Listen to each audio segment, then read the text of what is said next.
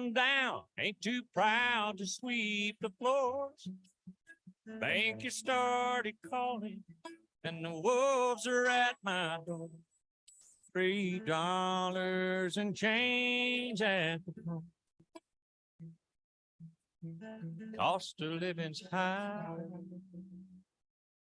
going up.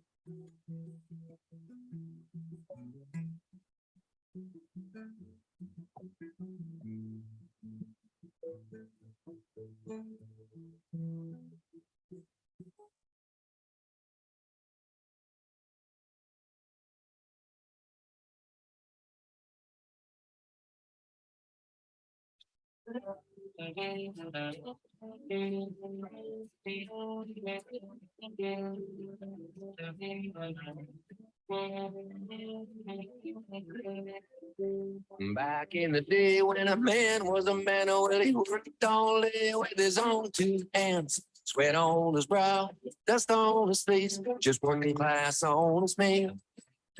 He didn't have much of what he had to earn, a love, a family, and a trusted word. He drove a John Deere tractor and an old half-ton, working class on his man. He's a porter, farmer, he's a factory man, he's a train engineer, drives across his land. Sweat on his brow, dust on his face, just working class on his man. There's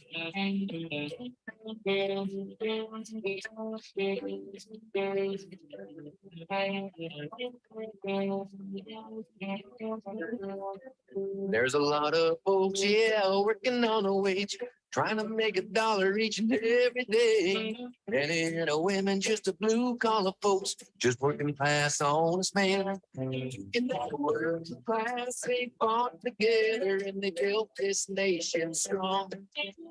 These people forget who fought and died for the freedom of us all. So won't you tip your hat to the working kind? Treat him like a brother all the time, with the sweat on the brow and the dust on the face, just working class honest man.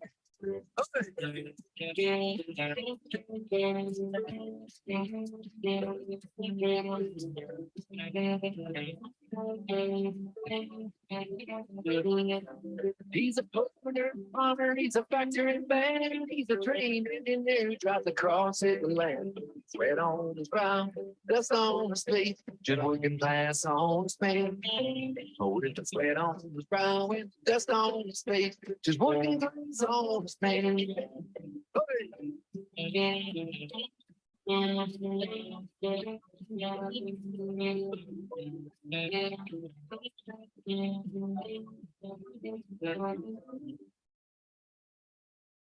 Let's do it. You are now listening to the boss of the business, the Big Bad Wolf, on Union Power Radio.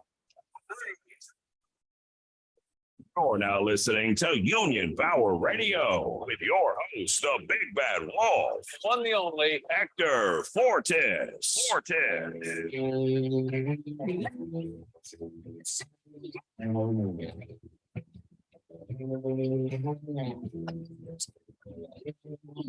So, you know,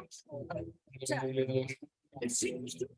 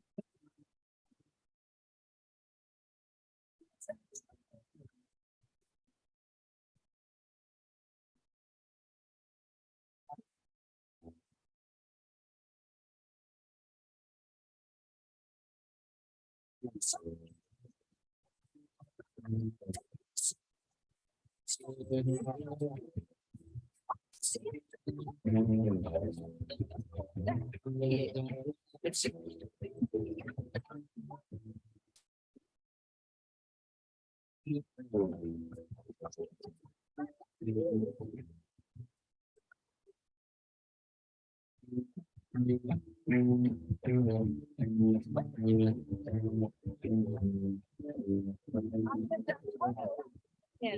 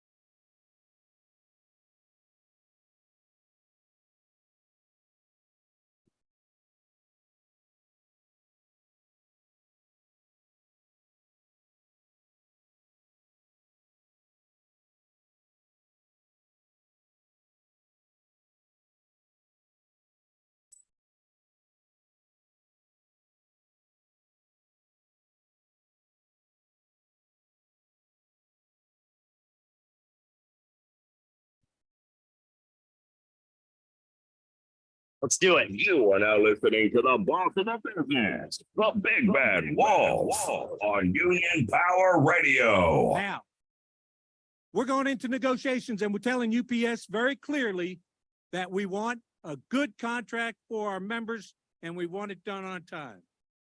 If they don't get it on time, we're going to pick a fight with them. August the 1st, if we don't have the contract that you guys want by August the 1st, we're not working no more.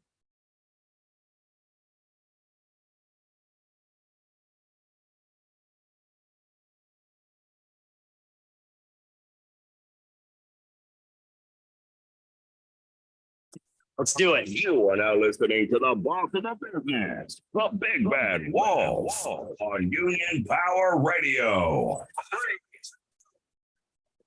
You're now listening to Union Power Radio with your host, the Big Bad Wolf, one the only Hector Fortis.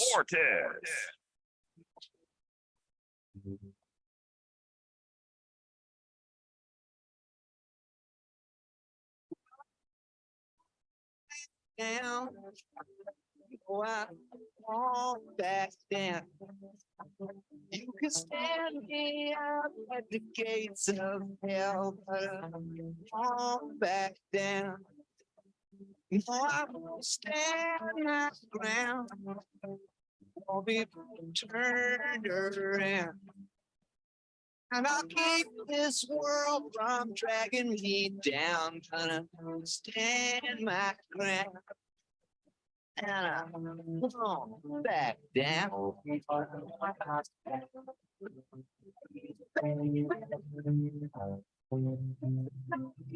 Let's do it. You are now listening to the boss of the business, the Big Bad Wolf, on Union Power Radio. The facts, dates, and events presented in this video are from the member's best recollection and may not be fully accurate. This video is intended for entertainment purposes only. Always consult with your local union about your rights and duties at your workplace. The opinions shared on this video are our own and do not necessarily represent my employer's positions, strategies, or opinions. All views shared are protected under the National Labor Relations Act. Nice. You are now in tune with the boss of the business, the What the Heck Show on UnionPowerRadio.com.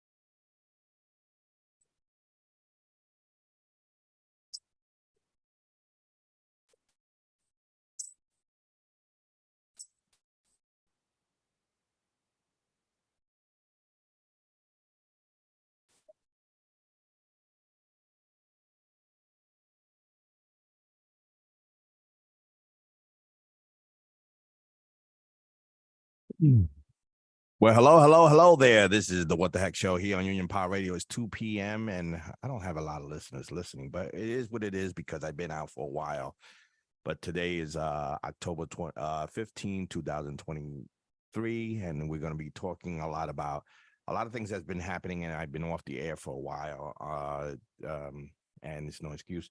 But I am back, and I'm going to be talking to you guys about the contract and what's going on and how the company is quick to violate the contract, and also how it's quick for the members to be their pets and let them violate the contract. That is one of the big topics here right now because we have these Article 37, Section 3, which is the 24-hour notice of a driver being OJS. Now, a lot of people got this article confused. So even the management have it all confused. And, it's us to educate the members and the shop stewards about how to read this article. Article 37, Section Let me get my phone. Hold on a second. Okay, so Article 37, Section 3 is when they have to give you a 24-hour notice on OJS. They don't have to give you a 24-hour notice if you get into an accident the day before or you got injured the day before. They don't have to give you a 24-hour notice. But what this company is doing now is so tricky and so fucked up, and they violate this contract to the fullest, and that's the way they do it. They was scared for when Sean O'Brien was going to strike, or when all of the members was going to strike, and it didn't come to that point. I still think we should have went to that point, because this is the reason why I think that we should have went on strike, because as soon as they signed the contract, they started violating this contract to the fullest. And it's nothing new. It's always been like that. That's why we should have held up a little bit longer and went on strike. That's my opinion.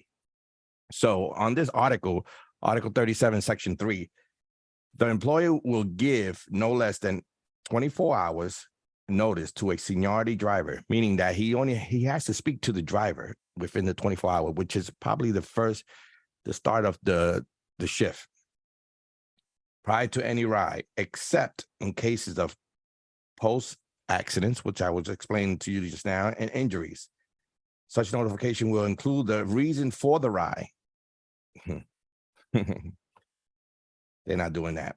And the results of any ride will be reviewed with the employee and the shop steward. Now, that's another problem, that when these company fucking violates this contract, they don't have the review. And then the member doesn't ask for a review, or the shop steward. You gotta get, guys, the way we held their feet to the fire is by following. If they're following, they disobeying this contract, Article 37, Section 3, then we have to hold them to the fire. And holding them to the fire is that the shop steward should know every person that is on an OJS within the 24-hour period. So that meaning that the company don't have to tell the shop steward or the business agent about this OJS. They go directly to the member. Now, what this company is doing, which is kind of fucked up, it says no less than 24 hours, but what they're doing is giving a week in advance by diet board. They're not even going up to you. They're just telling you, we're going to OJS you sometime next week. We don't know when, but it's going to happen. And that's a fucking violation. They're not speaking to the driver itself, and they're not telling them what's the reason for the OJS. And this is what the company is doing. Every time there's a new language out there, they have some fucking ways to fucking fuck it up. And I blame labor, the ones that negotiate the fucking contract, because they go back to their operators and tell them how they want it done. And the operators follow them the way they want it done. So Article 37, Section 3 is I've been putting in grievances since we ratified the contract. It's already a couple, maybe 20, 25 grievances. But now it's getting to the fact that the members are just not cooperating with this contract. They are letting the company do what they want to do, as far as telling them less than 24 hours to tell them that they're going to be OJS. They're not going back to this shop steward to tell them, hey, he told me 10 hours ago or just 15 minutes ago that I'm being OJS today. So they're going along with getting along with the management. So we're not getting that response back. And, you know, the first thing they out of their mouth, if it doesn't work for them, then it's a problem. The union's got to get involved. But if it's convenient for them and the manager is telling them, hey, I'm just going to ride you, don't worry about it. Worry about it, because they're going to use that ride against you no matter what. If you do something later on, they're going to go back to that ride.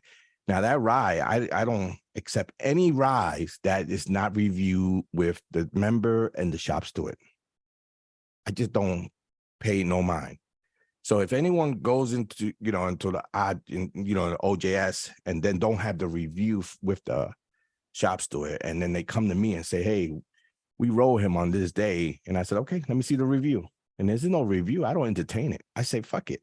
I said it didn't exist because it didn't get to the shop steward to review what they call now is the method and procedures right, which I never heard in the whole years that I've been a UPS, right? Never heard of that term, methods and procedures right.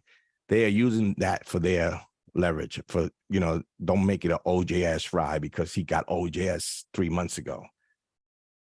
So the company is doing that and violating the shit out of it. They violating the part-timers of 6-day punch. So when a part-timer, and you part-timers out there that are listening, if you work 5 days a week, if you work Monday to Friday, your schedule is Monday to Friday, and they call you in to come in on Saturday for a 6-day punch, you are guaranteed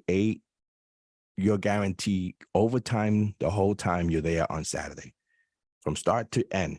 As long as you did the 5 days, then you're working your 6th day. Before you didn't get your overtime on 6 days, now you do. And I'm putting in grievance for that also because the company is violating that contract also. They are not paying the helpers on a 6-day punch to pay them overtime. So everyone's got to watch out for that. Okay. I just came back from the Unity Conference meeting, and it was a couple of classes that I took there, which was bylaws, the bylaws of your local. Everyone must know the bylaws of your local. You have to know them because that would teach you what your officers could do and cannot do. And you have the right to look at the bylaws on the website, or when you're at the Union Hall, they cannot deny you to see the bylaws. And some certain executive people don't want you to see the bylaws because, then you have, something to say. So I went to the bylaws, and it was pretty good. I learned a lot. And these classes that they give at the Teamsters Unity Conference are pretty much good. There's a lot of classes, but I only wanted to focus on certain classes that I needed to understand the bylaws better and to understand the policies and procedures when you're in the executive board. I'm in the executive board. I'm a business agent, and I have to abide by those bylaws. And so does everyone else in that, from president, vice president, secretary, treasurer, recording secretary, et cetera, et cetera, et cetera. They all got to abide by those bylaws. They took an oath for those bylaws, so they got to make sure they understand those bylaws. And I had to understand it. It's good to understand it. And members have the right to go and read those bylaws because something might happen that you need to bring it up to an executive board, business agent, trustee, or whatever. So bylaws are there at the hall. They can't be restricted for you to see them. You can go to the hall, you can go online, you can get any local's bylaws. Also, I want to say to your shop stewards that when I was a shop steward, I was always reading books of the guide to the union. And one of the good books that I kept that I think every shop steward should get is Just Cause. Just Cause is a lot of pages, but it's a lot of stuff that you need to know to defend the member and just cause cases. I go into a lot of cases that, it was no just cause. So either I work it out there or the shop steward could work it out. If there's no just cause case, you can learn from this book what are just cause cases. There's another book that I read when I was a shop steward, and I'm still reading it because it's so big. It's the Union Steward Complete Guide. Complete guide. It tells you everything from harassment, from insubordinate, gross insubordinate. It tells you everything about a shop steward, what he needs to know when he's in that office. So I put up Black Fridays coming up on. It's a union holiday for Local 804, and guys got to understand what it means. Because you guys, this is the time that you guys could show the company It's a union holiday. And where is it? Let's go. It's a union holiday for the union. So you don't have to come to work that day. They want you to come to work that day. I say it's up to you to come to work that day. But it's called Black Friday. It's a holiday. It's right after Thanksgiving. So Thanksgiving you're off because a holiday, the 23rd.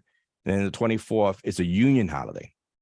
Now they're gonna be nice to you on the 22nd. And I put it up on Facebook.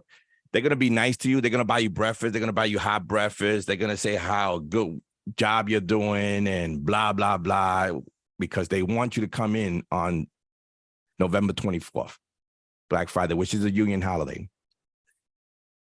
They're going to say to you, oh, it's triple time. You're going to make a lot of money. Yeah. They're going to try to do everything to get you to work that day because it's your right to stay home that day. As our union holiday, they give you 8 hours for union holiday pay. You'll have Thursday, Friday, Saturday, Sunday off. That's 4 days to spend with your family before the holidays really strike and the peak season strike. So company is going to definitely treat you nice the week before with breakfast, bagels, bananas, oranges. And then when the weekend is over on the 27th, that's when they treat you like shit again. So you got to, you know, they treat you like shit the whole year round. The whole year round, they harass you, they ride you, they freaking bring you in for discipline. You know, they do everything the whole year. But before that week, which is November 22nd, I believe, is the start of them. It's November 20th. November 20th, that's when they start giving you nice breakfast, bagels, donuts, coffee, bananas, orange juice, apple juice, telling them how nice you look today, how's your family. They care about you that week. But right after that week, that's when they start treating you like shit. Right after Black Friday. The reason they treat you so nice and they don't harass you on that week, because, and you're going to see, if you're new to this and this is the first time, your first peak, and you're going into peak and you're going into the first Black Friday, you're going to see how they treat you differently. They treat you so nice. They pat you on the back. They're doing a great job. Can you please come in on Friday? Can you please come in on Friday? That's all you're going to hear from them. Can you do me a favor and come in on Friday? That's the day that you tell them, stop fucking with me before this day. That's the day you show them. It's a union holiday. You can't get in trouble not to come in. You get paid for the day. You'll have 4, if you're Monday to Friday, you'll have 4 consecutive days off. Thursday, Friday, Saturday, Sunday. The Tuesday to Saturday guys, you'll have Thursday, Friday, but then you got to come in on Saturday. And then you have Sunday, Monday off. But that's the day you show the company that stop fucking with me during the whole year. You need me for this day. And why are you fucking begging me now? After you harassed me, rolled me, gave me warning letters, gave me a suspension, tried to take my job, tried to take my livelihood. That's what the company does. And you're going to see that the week on November 20th. That's when they're going to start giving you apples and bananas and a hot breakfast of your pick, eggs, bacon, all that shit. You're going to eat it. Some of you are going to come into work and say, fuck it. I don't give a fuck. And some of you are just going to be so frustrated that never comes in on a Black Friday. It is triple time, but you got to understand, it's a lot of money. It's about $100 and something an hour, $80 an hour, something like that.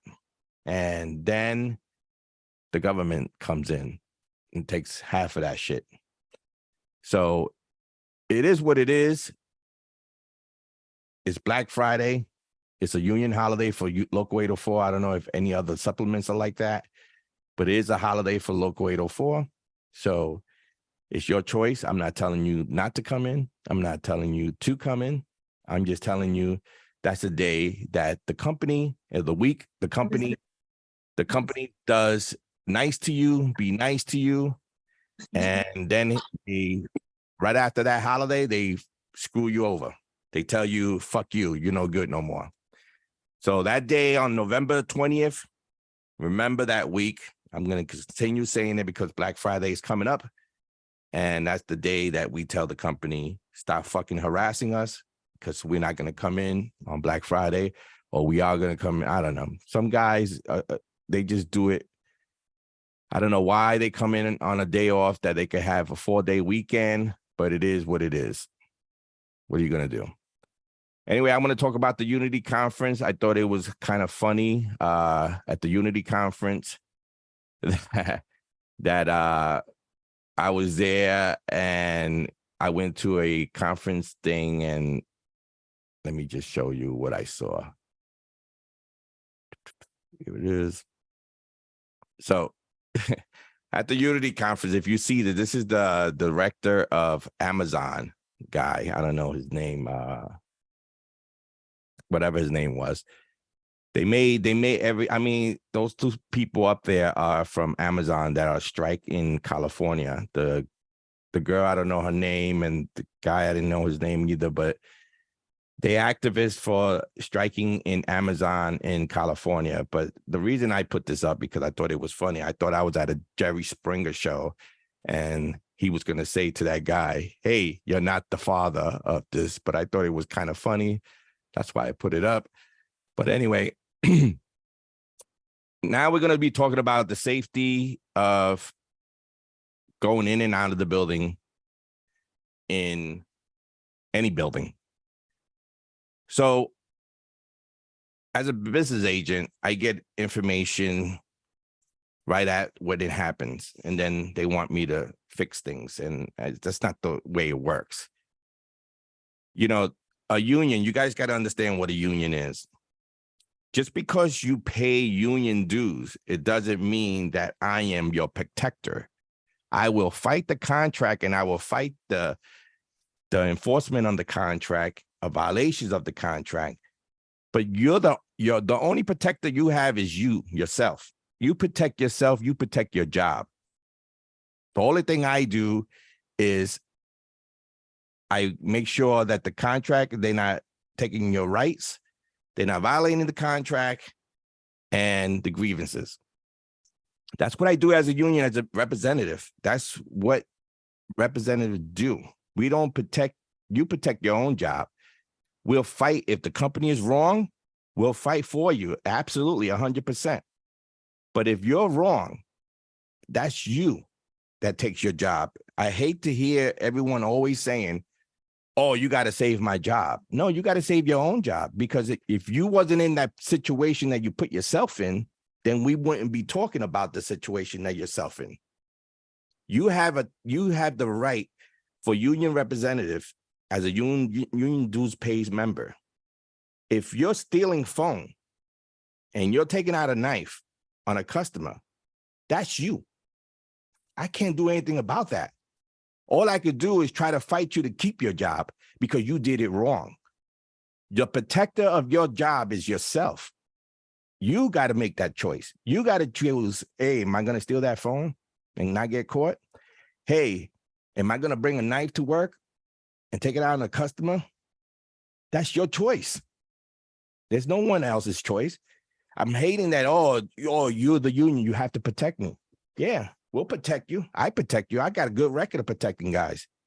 But when you're stealing a phone and you're bringing in a knife and you're beating up another coworker and you're stealing, you're doing stuff that you're not supposed to be doing. Signing for packages, padding routes. They don't teach you that. Those are the things that you do to try to make it easier for you for the day. And it winds up coming back at you. So the protector of your job is yourself. I will back you up. And of course, I believe everything you tell me because I got to fight for you. But if you're telling me lies and I'm going in there with lies, it's going to wind up bad for you. So I always tell everyone before we go in the office, tell me the truth, because I could fight the truth. I can't fight a lie. There's no way. No one could fight a lie. Okay, not even somebody bigger than me, Vinny Perone, as the president of the local. He can't fight a lie. I wish if he could, he could do the whole job then. None of us could fight a lie. So the first thing we ask you is to tell the truth. The truth will set you free. All right. This is not a criminal act that you're going to go to jail, but this is your job on the line. Your $100,000 job is on the line for you lying. If you lie, I can't help. If you tell me the truth, it can help. If they hear the truth, it can help you with the truth. Because then if you don't and they got you on a lie, they're going to get you for dishonesty. If they don't got you on anything, they're going to get you for dishonesty. That's why I say to you guys, be honest of what you're saying out there. Because if this video all over the goddamn place. So if you're saying you were at this corner and they got a video that you were at that corner, you're lying, joint investigation. Some of these cases, and you got to understand, some of these cases, they don't have enough, but they only have you to lie. That's what they want. They want you to lie, because once you lie, their case is good for them. Every time I go in the office, they don't have a good enough case. But then if you lie and they prove that you lied, the case is done. They're gonna turn it around from flagging a route to dishonesty, and that's what the cardinal sin comes into play when you lie, joint investigation. So like I said, when you're going into the office with a shop steward, make sure you tell him everything before you go into the shop steward, into the meeting, and then make sure that you tell the truth. Okay. Another thing is weapons inside the facility. You're not allowed to bring any kind of weapons. I don't care if it's a pocket knife, a box cutter, or anything. I put out a message to the guys to don't bring any weapons into the facility. And right after that message, 3 guys got caught and they all got terminated, except one. And the company, they have the right, because they're telling you not to bring any weapons in there. I'm telling you not to bring any weapons in, and you still bring it in. They have the right to discharge you. Am I gonna fight this? Of course I am. Of course I'm gonna fight this. You know, even though I told you before, don't bring in any weapons into this facility, and you still do it, but they don't need to know. Okay, so the thing is that you cannot bring any weapons into the facility at all. A box cutter, even though my case is I'm not going to talk about it because I know management been listening. So I'm not going to talk about what I got to fix my cases of the guys bringing in a knife or whatever the case may be. I have something, and I do my investigations to protect my members. But you put my back, against the wall when you bring stuff in like that. Marijuana, you can't listen. It's legal. Marijuana is legal. If you smoke it outside, not outside the building, but you smoke it at your house or whatever the case, as long as you don't come into work intoxicated with it, you don't look like you walking in a different space, or bring it into the doors of the facility, good. They could send you, if they send you for fitnesses, it's legal. As long as you're not incompetent to drive a truck. If you smoke on Friday and you come to work on Monday, it should be out of your system. Not fully out of your system, but like you'll be normal to work. But if you're going to come in smoking an hour before and be all, it's not going to work. They're going to send you for a fitness test and they're going to say you're not fit for duty. Just because it's legal, it doesn't mean you have a right. You have DOT, and you have your driver's license. DOT, don't mess around with that. You can't be smoking weed and driving a truck. Ain't gonna happen. So my suggestion is don't do it. And if you're going to do it, you know, I can't say you can't because this is legal, but don't come in fucked up. Don't come in all high to drive a truck, because if they see you, they're going to look at you. They're going to bring another supervisor next to them, and then they're going to make a judgment. They're going to send you for fitness for duty. So, and they have the right to do that. Take a piss test. And let me tell you something, anyone that's get the fitness to duty, listen to me very carefully. You have the right for a blood test. Ask for a blood test, because maybe you smoked a week ago and a urine test is going to show the marijuana there, but a blood test is going to give you a better percentage that you didn't smoke like an hour before, because that's what the only way they go up to you, if they feel that you're walking in a different way and your eyes are blood red, they'll send you for a fitness test. So when they do that, make sure you have a shop steward present and you ask for a blood test. And they're going to be like, oh, I don't want to give you a blood test, because a blood test costs a lot of money for the company. But you have the right under the contract to ask for a blood test. Okay. Now they go by percentage, guys. Percentage.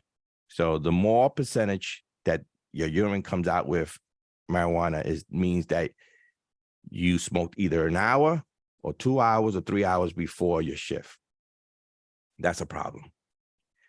The other percentage is if you smoked Thursday and you didn't smoke the whole weekend and you came to work Monday and the percentage show lower, it'll show that you didn't just smoke marijuana like an hour, 2 hours before.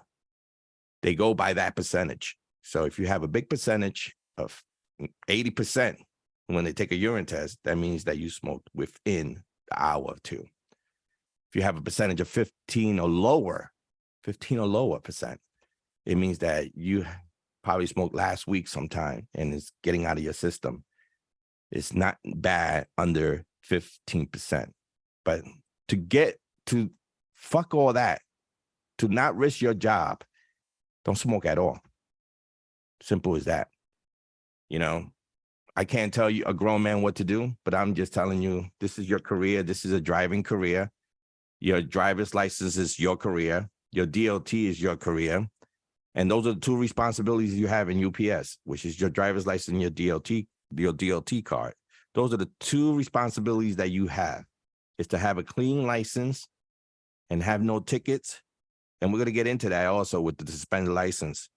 I'm getting a lot of suspended license now from guys, because now, you know, the DMVC or DMVD, whatever it's called, I forgot what it's called because they don't use it anymore. So you don't have to do it every year now. Now it's your responsibility.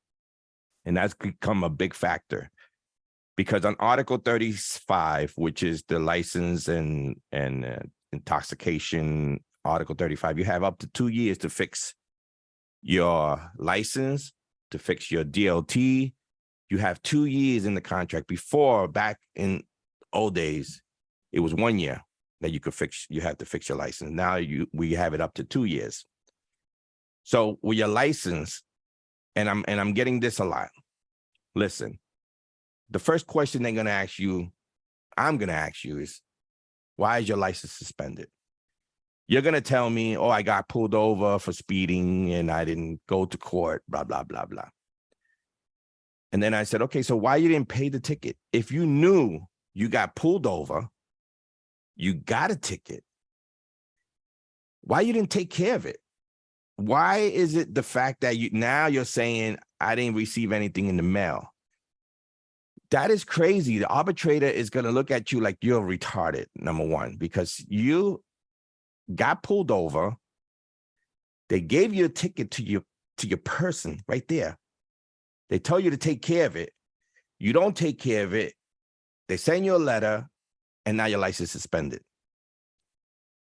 And then you go to the judge and say, I didn't know my license was going to be, I didn't know about my ticket. How do you not know if you got pulled over by a police officer and you got a ticket?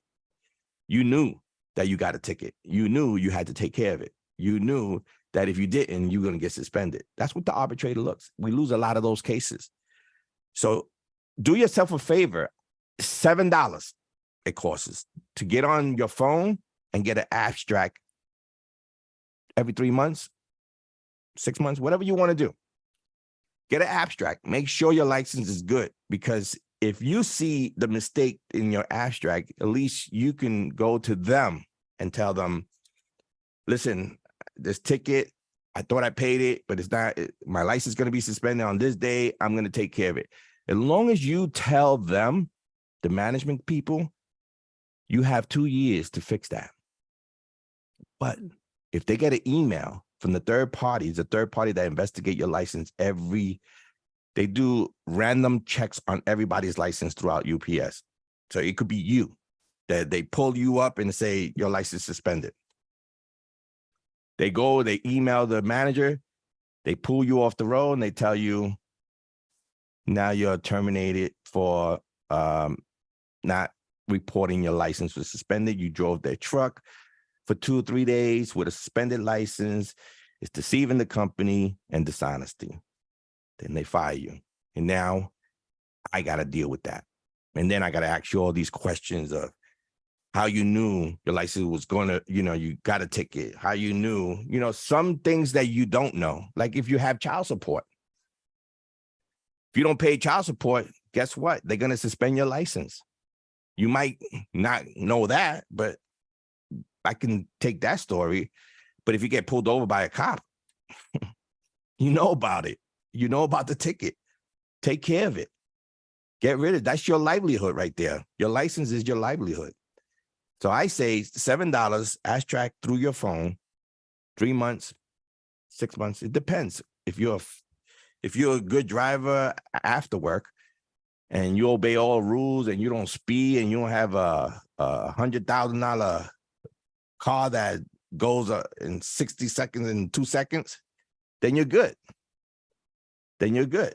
But if you know that you got a ticket while you was not working, it's not going to go away. It's going to come back and haunt you, and it's going to get your job taken away from you for something that you could take care of on the side. Okay? All you have to do is let them know beforehand. You got to let them know beforehand that your license is you have a ticket and you're going to take care of it. They said that on this day, it's going to be suspended. I'm going to take care of it before. I'm going to bring you the abstract to show you that everything is good. That's all you have to do. If the company tells you, it's a different story then. If the company comes to you and say your license is suspended, and the first thing you're like, nah, it's not suspended. And they're like, oh yeah, it's suspended. Nah, you're going to be like, nah, it can't be. And then you're going to be like, oh shit, that fucking ticket I didn't pay came back and got me. They have the right to discharge you for deceiving the company and dishonesty if they tell you. So do yourself a favor, check your license, make sure you're good. Make sure that if you get pulled over or parking ticket, anything that you haven't taken care of, you should take care of. There's an app on the phone. I'm going to get you it. I'm going to tell everyone about it, that you can check. Like when you run the red lights and you don't know that you ran the red lights, it tells you exactly. It tells you what when you ran the speeding camera or red light, it tells you right on your app. So all you have to do is search your license plate and it tells you no tickets. And then it'll tell you, yes, you have tickets. Take care of it here because I pay it here. If I go through one of those speed cams or red light cams, it comes right to my phone. That picture, the digital comes right into my phone. It's called NYC Department of Finances. You see where it says pay or dispute a ticket? Put that on your phone. Put your license plate on your phone, on this phone, and it'll tell you when you went through that speed camera or the red light camera. And then it gives you an option to either pay it or dispute it. Me, The camera shows that it's my license plate and I ran through it. I pay it. You know why? Because you won't get points on your license if you pay it. But if you don't pay it and the city sends you a letter and you still haven't paid it, they're going to suspend your license. Take care of you. If you did it, you did it. It's $50, whatever, $85, whatever they get. Parking tickets, you get all that in here. You would know what's up to date. They give you the technology. They give you the technology for you won't mess yourself up. Hold on a second.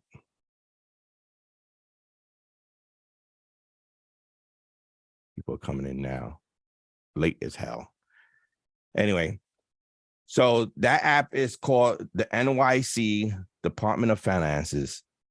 Put your license plate on it. You can scan a ticket to see if it was paid. You can put your license plate and search. It searches. Like for me, it says me, look, it says no tickets. So that's one thing that you want to put on your app, on your phone, just to have and to make sure that you don't get a license suspended. Now, who's that? As you okay. So I had to mute you guys. So now the contract violations here in Local 804 is tremendous, and there's a lot of deal makers here in Local 804. I don't understand. I have guys that call me, and as soon as they call me, I start calling management and start telling management off and this and that. Just for me to do that and get my blood pressure up when you're telling me, oh, they taking away my rights, they doing this and that. And I don't like that. I don't like when management take away your rights as seniority and all that. And I'll fight fully for that. And then when I do all that, I hear that the member makes a deal at the end with management. It makes no sense. Deal makers, you guys are deal makers. Don't call me if you want me to fix something and then you're going to make a deal with the management. It doesn't make any sense. You got me going crazy to fight for you because they violated you. And then all of a sudden I get a call. Oh, no, he went home. He's okay now. That's bullshit. What is wrong with you? What's wrong with all of you? So anyway, there's a lot of things going on in Local 804 with the violation of the contract, grievances, 9-5 grievances. These operators, when I call them operators, that means your center manager, your on-car soup, whatever. Those are the operators. And then you have the division manager. The division manager is over all of them, and he makes rules under the operators. But the operators, they do everything. And if you don't let them know what they're doing, they're going to continue doing it. And that's exactly what's happening here in Local 804, that these operators are doing whatever they want to do with the members. And then the members are not putting in grievances. And then they continue to do it to the person that files grievances, and it's violating him because the other members are allowing this shit to happen. This is a union. I don't know if you guys understand what a union is. You pay union dues, but that don't make you a union member. What makes you a union member when you cooperate with your union, with your brothers and sisters out there. That makes you a union. Because you pay union dues don't make you a union brother or sister. What makes you a union brother or sister is when you do exactly what the contract says, and you go by the contract and hold the company liable for the contract violations. If you don't do contract violations, if you don't put in grievances for the violations of the contract, then what are you doing? And then the crazy shit is when you do want to put in a violation, it's a little bit too late because only you want to do it because now it's not going your way. You guys got to understand, this is UPS, not Burger King. You can't have it your way. The way it is a union way. It's a union shop. People fought hard to have this contract, to have these languages in this contract to protect you from this company. You know, a lot of people say, you know, oh, fuck the union, and fuck the union. Everybody says that all the fucking time. You know why? Because they doing their deal makings. But I seen people in offices that said fuck the union, and when they got into fucking their backs against the wall, they were little crybabies. They cry because now their jobs is on the line. I seen it happen. They can't be happy. You can't be a union for one day and not be union for the next 364 days. It's 365 days in a year. You can't be union for one day. You got to be union for 365 years, for 65 days. Straight up. You know, when they violate you, you're going to be right. Oh, the union. What is the union going to do? What the union going to do? What are you going to do? If you don't go to general membership meetings, you don't go to any parking lot meetings, you don't do any of that stuff, and you say, oh, I pay union dues, you work for me. Motherfucker, let me tell you something. And I'm tired of hearing that shit. Oh, I pay union dues, you work for me. I do. But if you don't fucking obey your own union rules, you think I'm gonna fucking be like, hey, come on, like a management and pat you on the back? You got to be a union member. Because you pay union dues, it doesn't make you a union member. It makes you a union member when you are activated, when you go and go to union general membership meetings. Listen, in Local 804, it's only 4 general membership meetings a year. 4. If you make one, I'm happy. Just one, I'm happy. If I see you in one general membership meeting, I'm fucking happy for the whole year. You made me happy for the whole year. But if you don't come to 0 general membership meetings, I'm not happy. Because the only time you're going to come to me to talk to me is when you're in deep trouble that you can't get out of. When you dig that 7 feet hole and you can't get out of, then you come to me.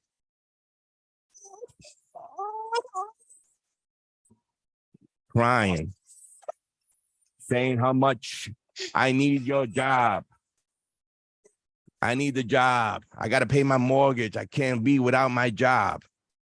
But you never at a parking lot meeting to hear the information that we give to make you successful in this company, because this company is a piece of shit company.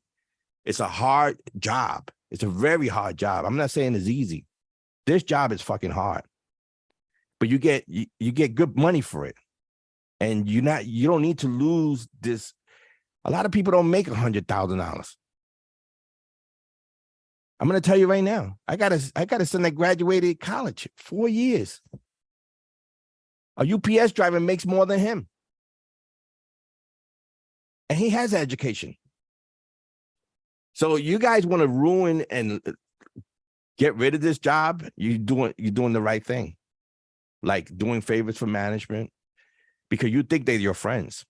I had an incident that, a driver thought they were best buddies with management. Turn around, the best buddy management that he went to have a beer with and hung out with terminated him. Made him look a new way. Holy shit. I didn't know he was going to terminate. He's my friend. I said, oh yeah, they're not your friend. Push come to shove. Let me tell you something about management and you. You can have a great relationship with management. Great. You talk about football, you talk about baseball, basketball, great relation. You think you met your best friend in this company. But the management has a difference when it comes down to his job versus your job. If you do something wrong, you think you're going to get away with it because of the fact your management guy is your friend. You're going to see the difference. And I keep telling you guys, stop hanging out with management. Stop going to bars. Stop meeting them for beers. Stop going to their baby's christening. Stop going to their 1-year-old birthday party. Stop going to a pool party at their house. Stop doing that, because that same guy that you think that you are friends with it's the same guy that's going to fire you. It's the same guy that's going to fire you. It happened several times on my watch as a business agent. Guys went into the office, they are losing their job, and they said, no, he's cool with me. He's cool with me. I said, let me tell you something. He's cool with you before this. But now that he's got his job on the line versus your job on the line, guess whose job they're going to pick? They're going to pick your job before he picks his job. And then you're going to say, I can't stand him no more. I'm not his friend no more. Stop it before it begins. Stop getting into a relationship with a supervisor, a manager. Stop it. The only relationship you should have is what you should be doing as the methods and procedures. And if he directs you to do something, as long as he's not telling you to jump off the fucking bridge or off a roof, you follow his directions. Stop with the fucking, I know it's some people like, oh, I'm friendly. And yeah, they're all friendly. All management people are friendly until the time they have to fire you. They're not friendly with you no more. They're gonna write up a Rick report how a bad person you are, a bad driver you are, how overloud, how many times you called out sick, how many times you was in the office for stupid little disciplines. They're gonna come out with all that. And that's what this company does. That's why I tell you guys, you cannot be friends with management. Even if a guy that goes from driver and becomes an on-car super, and you were friends with him when he was in the union, that motherfucker still is going to backfire on. He's going to backstab you right away because he's got a point to prove now. So the shit that you used to do back then with him, the bad stuff, he's going to use it to his advantage when he's in management, because what he's going to do is say, shit, man, I remember he used to do this. So maybe I'll give it to this other shop as this other manager for he could look into him. And then, it makes me look good that, I got him. That's what they do. That's what they do. So your only friend is yourself in this company. I hate to be like that, but I've been like that for years here because I was always picked on by management as I started this company. And the reason I wasn't going to go into union because I was anti-union back then. I was really anti-union because I didn't want to pay my union dues and have somebody live, represent me. I could represent myself, but I needed it. Because when I got into this company, all I was doing, it was 30 days in a month. I was in the office 32 times for little minor shit. And then I started saying, wait a minute, something is wrong here. I want to make this career and these guys are harassing me. So I started going into the union book and started reading what my rights were, what I'm allowed to do, what I'm allowed to say. And with that, and I saw everybody was in the center of Pelham in the Bronx was all depressed. They were all coming into depressed. Like they didn't even want to come to work because of the harassment, this and that. We had a bad shop steward named Dwight Phillips. Bad shop steward. He didn't care about the members. And when I started reading the book and I was going into office and I was winning my own case by myself with a shop steward there that didn't say one word. He just looked there and looked like he was puzzled because the things that I was coming out from the contract, the articles and what I'm allowed to do, he was shocked because he didn't read the contract, the shop steward. I read it because I had to survive in this company. I had to read what my rights were. And that's why I tell you guys, read the contract book. That's your Bible. And that's how I fought my way through where I'm at right now.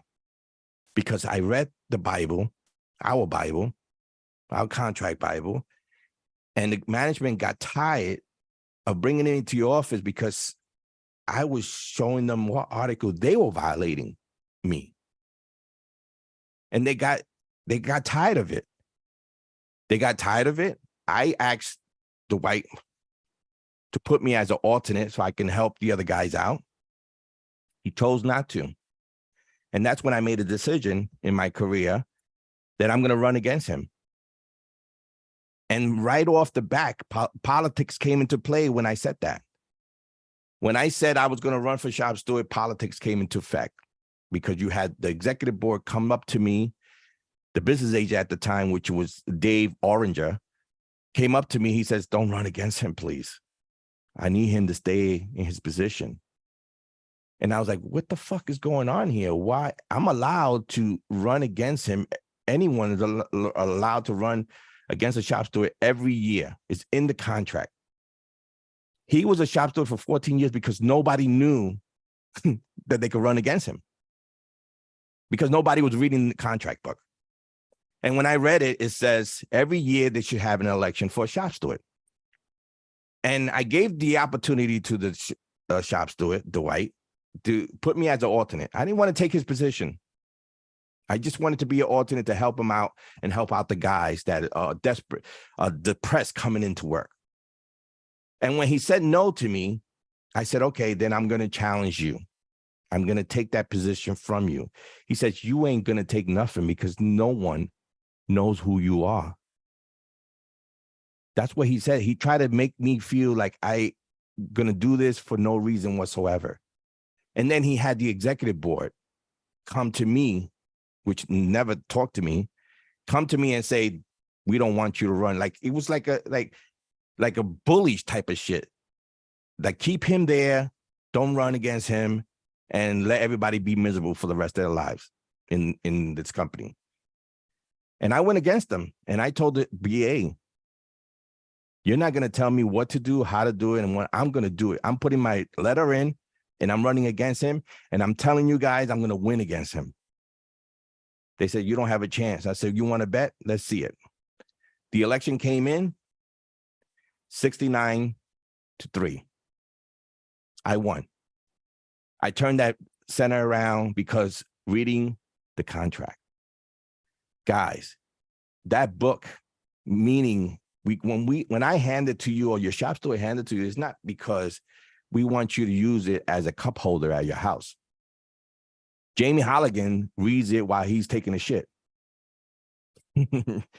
I say it, that's right. He's taking it to his toilet and he sits there and he reads the contract because he wants to learn the articles that they're violating you. I don't know everything. I don't. When guys come up to me and say, oh, you're the BA, you must know. I don't know a lot of things in that book. But let me tell you something. We have business agents, trustees, and presidents in Local 804. There's 14 of us, 15 of us to be exact. One of us knows about this article.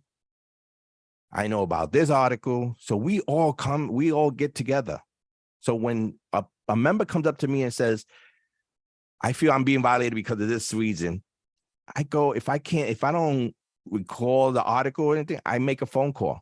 I make a phone call to Rocky because Rocky knows that article from his back of his hand.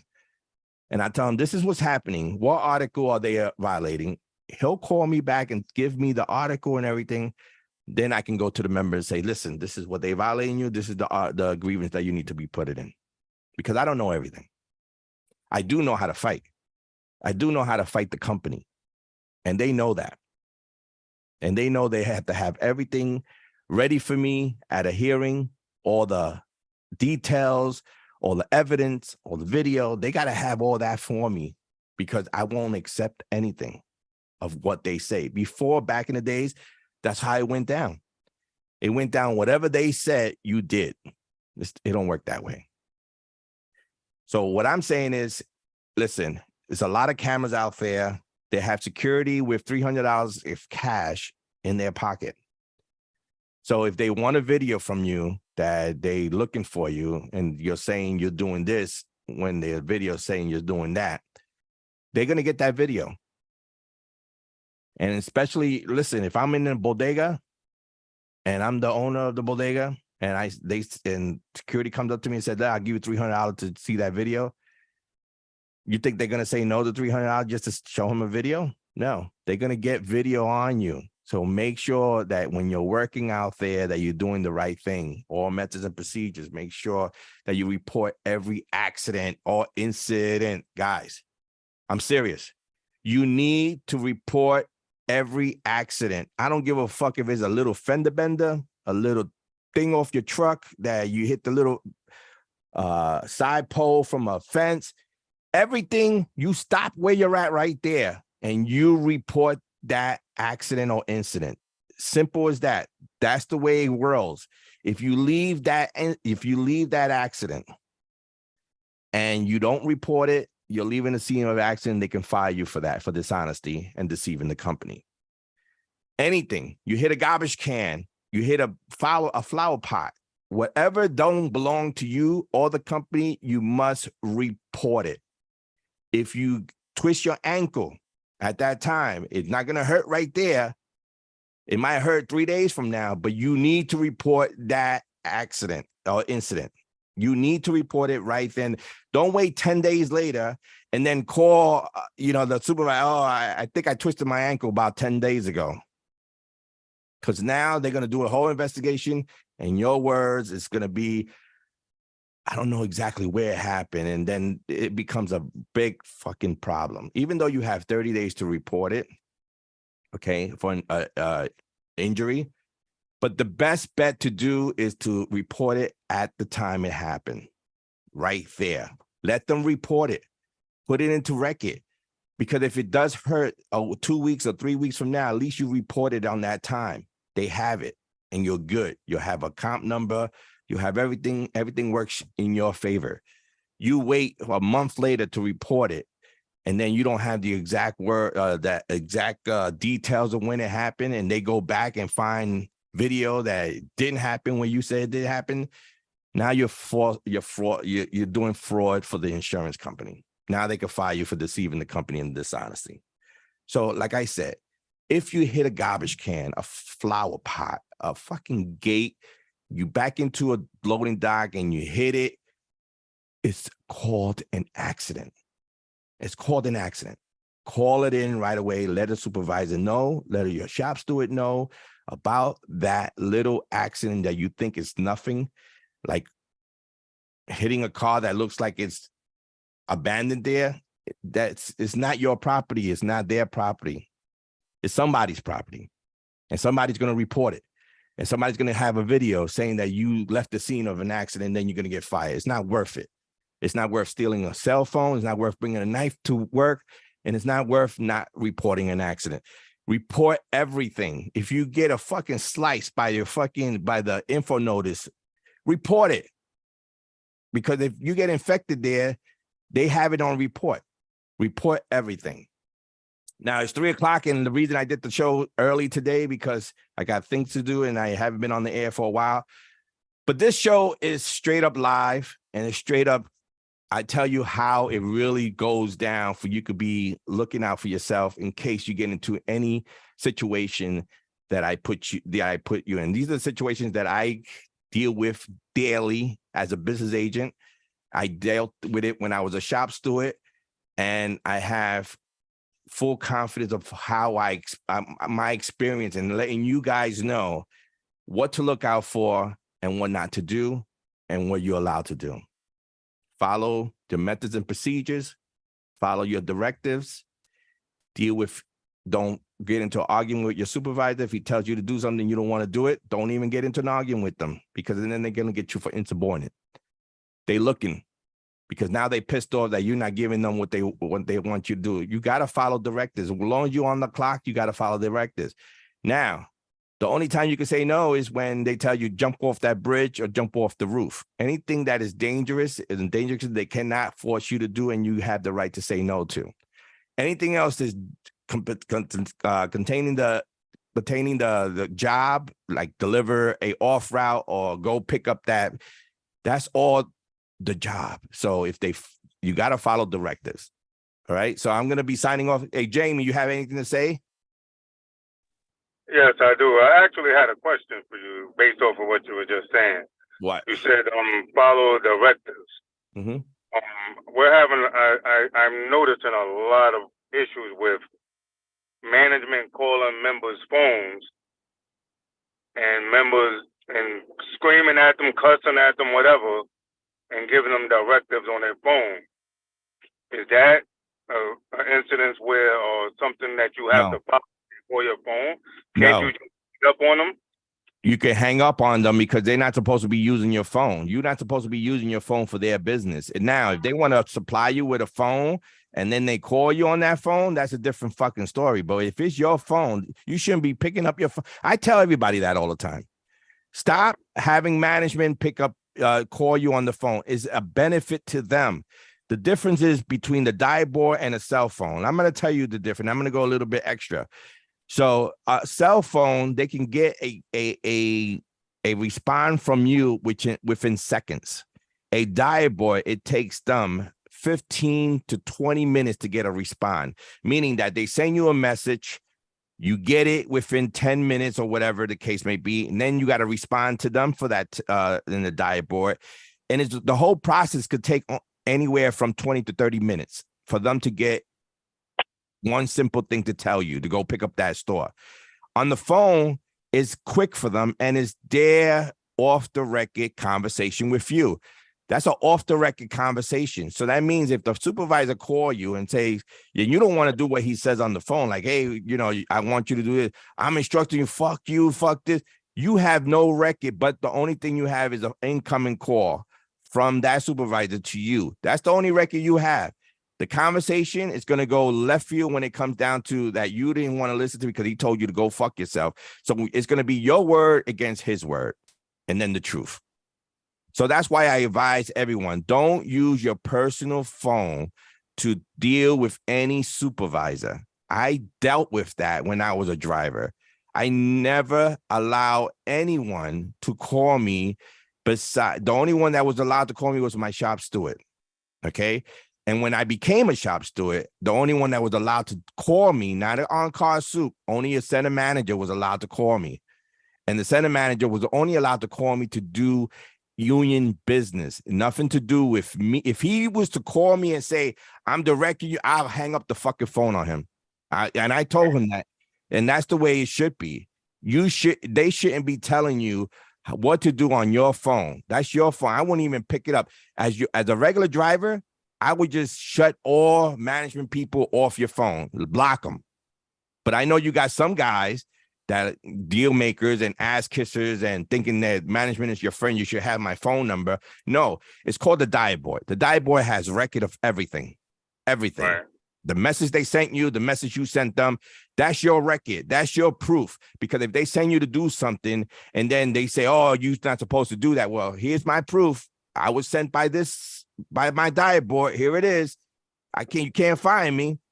But if you have a conversation over the phone and then you forget to do what the supervisor asked you on the phone and you don't do it, they bring you, oh, I told you on the phone. That's the problem.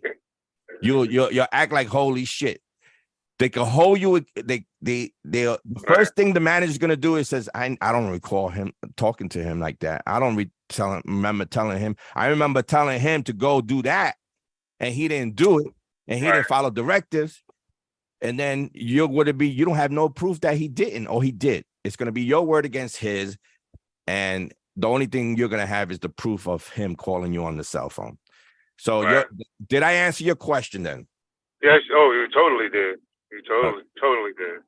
So guys, it's easy. This job is a hard job. I'm not saying it's an easy job, but it's a good paying job.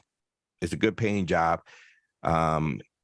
Listen, I've been with this company and I put 3 kids through college with this company, and it's a hard job, but it's a good paying job. And your responsibility is to keep this job. If you made this your career, it's a good career. It's a good paying career. I mean, the money is good.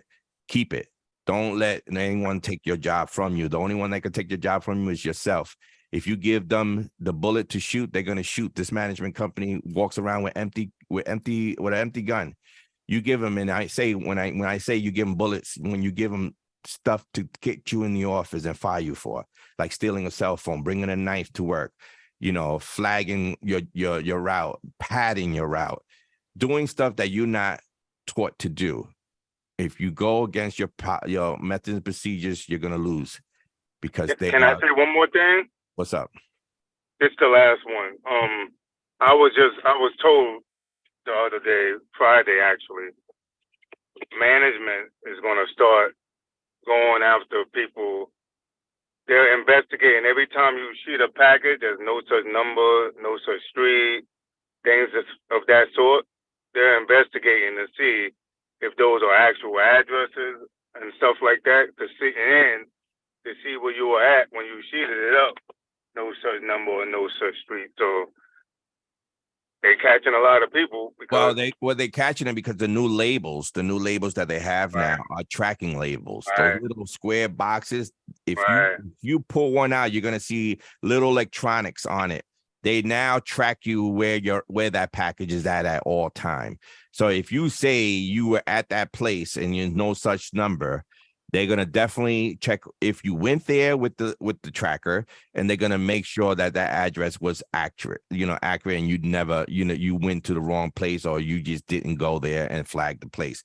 So that's why I'm saying you cannot flag 3 blocks away or 2 blocks away because you just don't want to waste your time to go there because you think the person's not there. I had a person saying that the reason they flagged because the driver before him told him they're not here at this certain time. No, your job is different from his job. You can't let another member tell you, don't go there because they're not there at a certain. You got to go there yourself. You got to make the attempt to try to deliver that package no matter what. You have to show up in front of the place. You have to, they got to see your truck in front of the place. They got to see that you attempted to deliver that package. If you do not attempt to deliver that package, it's called flagging, and you will be fired for that. That's called dishonestly and deceiving the company, and they will fire you, and they have the tracking device for that. Now, I don't take any discipline on telematics, but if they can prove that you are flagging with the telematics, then you're caught. You're done. If they can't prove it, then there's no such thing. So my advice is to make sure you sheet every package, even if it's an off route. Everyone thinks that this is the problem that we have, in that once you sheet the package and put it as an off route, it's not stopped completed yet. You're only telling the company that you have an off route. The second scam is going to be your stop complete, meaning either A, you went to deliver it, B is a miss, but you have to sheet it the second time. Because the first time, even though you scanned it and told them it was off route, doesn't mean that it's scanned. So now you scan this package the first time and say that he's off route, and then you don't deliver or just scan it again. And then when you bring it back in, it's called a no scan. That means you're trying to deceive the company. You have to scan it twice when it's an off route. The first time is to advise them that it's an off route. The second time is to either deliver or get instruction to have it miss or sheet it another way, but make sure you get that instruction for the second time when you have a package that don't belong to you. All right, guys? With that said, I got to go now. It's 3:00. Enjoy your Sunday. I'll see you next Sunday here. Jamie, are you going to be here next Sunday? We're going to talk more because I got a lot more to talk about this contract and how they're violating the contract. Same time, 2:00. Next week will be 2 weeks from now. I'm sorry. I'll put it out there, but it'll be at 6:00 in the evening. Today I had to do it early, but anyway, okay. I want to thank everybody for listening to the What the Heck Show here on Union Power Radio. I'm on YouTube. I'm on Spotify. I'm on everything that you could possibly get. Let me put it up here, wherever it is, for everyone to understand. See, I'm not prepared. That sucks. So here we go. Okay. So anyway, I'm on Spotify, iHeartRadio, iTunes. I'm on Google Play. I'm on everything. So you have no excuse not to look at the shows, the past shows, and listen to, a lot of stuff that I say, a lot of education stuff, a lot of contract stuff, a lot of shit that's going on in the local. TDU convention is coming on November 3rd to the 5th. If anybody is going over there, it's good education classes. I got to go because I got to go, but I've been through all those classes. I know those classes left and right, and that's where I'm at. They're good classes for beginners of new shop stewards and want to know the contract. So that's in Chicago from the 3rd to the 5th. Also, what I would say, Black Friday, remember guys, is a union holiday. That's the day, the week before, that's the day they put you on the shoulder and pat you on the back and make you burp, because they want you to come in on that Black Friday. I never worked on a Black Friday because of the fact that I spend it with my family. Those are the 4 days that I have for spending with my family. So that is what it is. Anyway, I want to thank everyone for listening to the What the Heck Show here on Union Power Radio. 2 weeks from now, I'll be back on the air having more discussions about the contract and what you should and should not do when they instruct you to do something. All right. Peace out, guys.